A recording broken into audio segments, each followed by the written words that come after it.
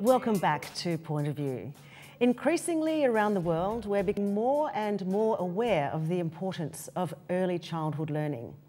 Brain development is most rapid in the early years of life, and when the quality of stimulation, support and nurturing is lacking, child development is seriously affected. So it really begins at birth. And of course, by and large, it's the women in our society that are the primary caregivers. So the role women can play here is a crucial one. Leanne, just tell us a little bit about, as a professional in early childhood learning and early childhood development, explain a little bit more about how crucial those early years from birth to maybe 6 or 7 are for a child's learning. Thank you, Tania. So early childhood education occurs between 0 to 8 years. Brain development especially is crucial between the years of 3 and 5, because that's where all the learning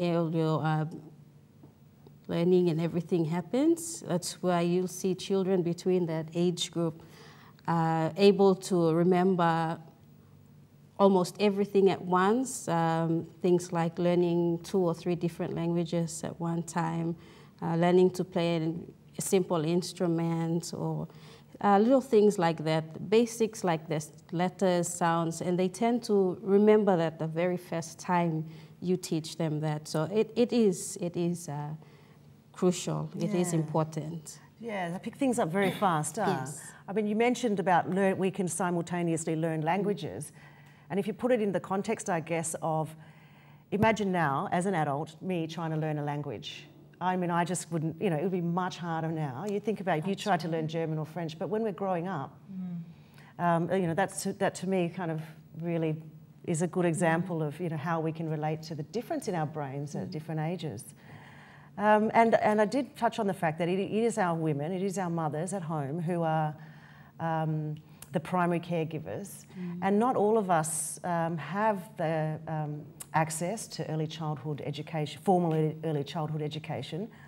So there are things I think that women can take upon themselves, I guess. What are some of the things that mothers can do, or women who are looking after young children at home, who the children don't get to go to a childhood or a kindergarten or whatever, some of the things that mothers can do? Leanne. Okay, maybe you could start with the basics. So that's, you just get them to, if you want to teach them letters, you get them to, you say the letter, you point to the letter. It can be anything. It doesn't have to be, straight, in the alphabet A to Z, but just to get them talking. Also, it would be helpful if once they start recognizing letters, the formation of it, if you could have little labels around the house, like table, chair, simple things like that. And this will help children greatly before they can go to school. So I did touch on the fact that in our society, it is principally the women, the mothers, who are the primary caregivers of our children.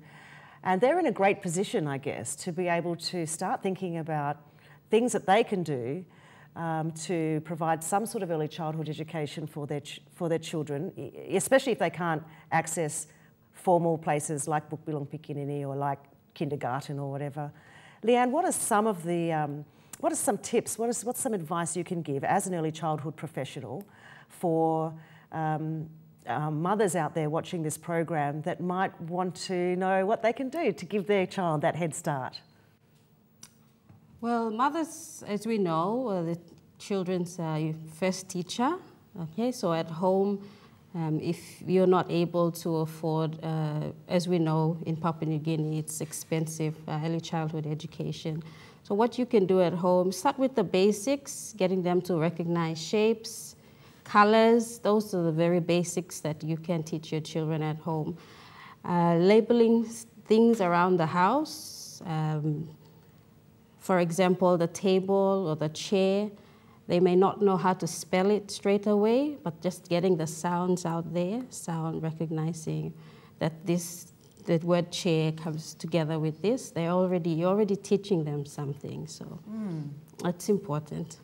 Yeah, so there's simple things like that. So Cleopatra, you're a young Papua New Guinean woman. What was your early childhood like, and what sort of exposure did you have in your childhood to books and reading, and how old were you? I cannot say when I started reading books because my parents were both great advocates for books. My dad was an English teacher. Mom, I think her highest education was grade 6, but she really loved reading books. And I got to read books, but sometimes I ran away from reading books because my mom told like the saddest stories ever, and I'd cry. Yeah. Yeah, but like I mentioned earlier on, if I did not read books, I had to run around the house with my book on my hand. So yeah, books were part of me growing up. So your parents were book lovers and bookworms.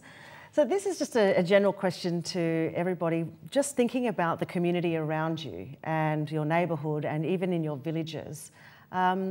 What sort of early childhood education do you see the children in your particular area having access to? Maybe Philly, if you could start. Okay, so I just moved into Hohola. It's a great suburb. I see a lot of children on the weekends just hanging out at the markets, watching a lot of television.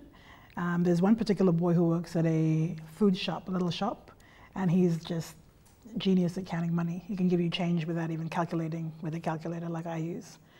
So I'm not sure whether that's part of that, but I think it helps him in his maths. Yeah. There's also the negative side of it because I see a lot of drunk activities and a lot of swearing, so kids are exposed to these types of behaviors. Yeah. So, yeah. Well, that's a really interesting point, actually, because we're talking about the early child learning in the context of formal education and learning to read and literacy and education. But there's also, you know, a lot of negative things that people can pick up just from, young people can absorb from the environment that they live in, like negative behaviours can heavily impact on young people. Leanne, can you elaborate a bit on that for us, like how behaviours in the home can pass on to children? Yes, like we mentioned earlier in the discussion, children tend to copy what they see, and that's taken to classrooms as well. And also, if there's violence also in the community or at home, and they take that with them and they go take that to school, to the classroom, sometimes it upsets them. And once it upsets a child, that's it for the day. Their brain switches off, and things that they're able to learn for the day, it won't happen because they're already upset. And sometimes the behavior that they take to the classroom as well, teachers have to understand that, you know, the child may not be that way. That's not the behavior that, you know, the child is, that's with the child. But it's because of something that they have copied. It's a similar thing when children, your child may be a well-behaved child, and then from school they come home and you notice that they're behaving in a certain way. Some may say naughty, or a way that they're not, you know that your child does not act like that. And it's because they copy that from the classroom as well. So it's from the home or the community to the classroom, and they get the behavior from school as well. Yeah, do you find that that's something that you see a lot? Do you think it's prevalent here? Is it common, or is it rare for children to be having those kind of impacts in the home? It's common. Yeah. It's common. Also, what they watch on TV influences the way they act or talk as well. Yeah. All right, so Leon, what you're saying is that the environment that a child grows in is vital, and it must be protected to, you know, impart good behaviors to children when they're in that stage where they should be learning positive things. Yes, because it influences their learning as well. So I think it's not just with parents, you know, as a society, we all have a responsibility to show the kind of behaviors that we'd like to see from our children and from ourselves. So I think we all as a community have a responsibility to be the type of people that we'd like to see from other Papua New Guineans and our children too. Yeah. Thank you, guys. Well, it's time for a quick break now, but when we return, we'll be talking about a particular passion of mine, and I think a few other of the panellists here today, books and getting our kids into reading.